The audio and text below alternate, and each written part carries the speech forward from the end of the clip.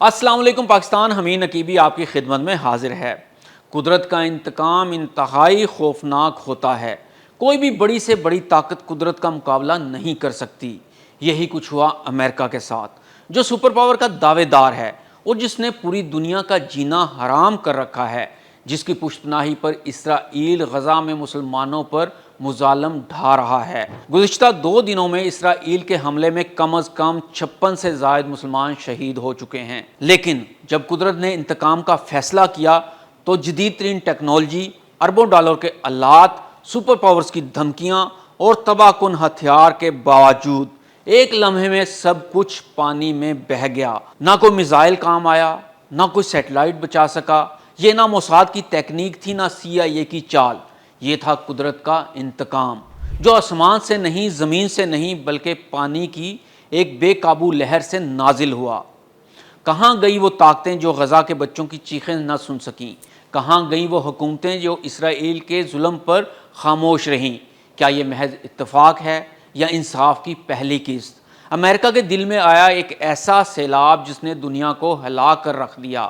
ہزاروں گھر، سینکڑوں گاڑیاں، معصوم بچیاں اور اربوں کی معیشت، سب کچھ تباہ ہو گیا۔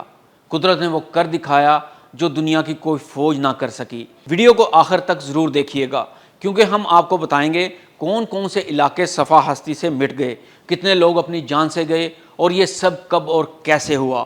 امریکہ کے وسطی ٹیکساس میں موجود علاقے، خاص طور پر دریا کے اطراف، گھمسان کی بارشوں اور سیلاب کی لپیٹ میں آ گئے۔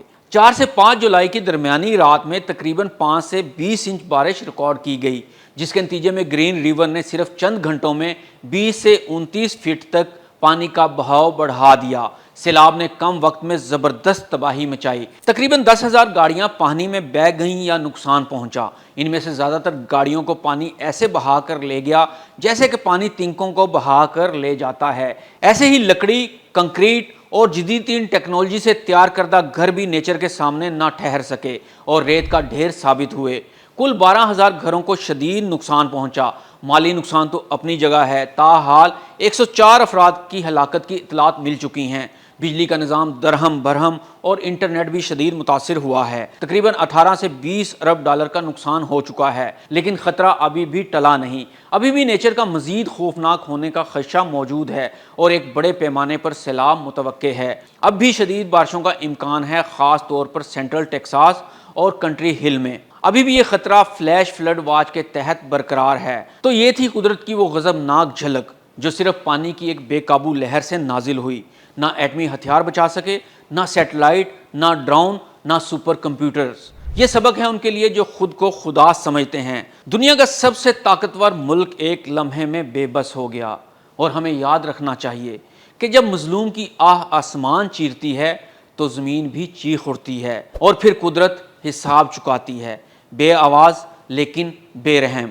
اور آج امریکہ کی زمین پر بھی وہی کچھ ہو رہا ہے جو کل غزہ، شام، یمن اور عراق میں ہوا تھا، مگر فرق صرف اتنا ہے کہ یہ حملہ کسی فوج نے نہیں، یہ قدرت کا قلم تھا جس نے انصاف کی پہلی سطر لکھی ہے۔ اگر آپ چاہتے ہیں کہ دنیا میں امن ہو، انصاف ہو، تو ان مظلوموں کی آواز بنیں۔ غزہ کے یتیم بچوں، فلسطینی ماؤں اور بے گناہ انسانوں کے لیے آواز اٹھائیں۔ حمید نقیبی کو اجازت دیں۔ اللہ حافظ۔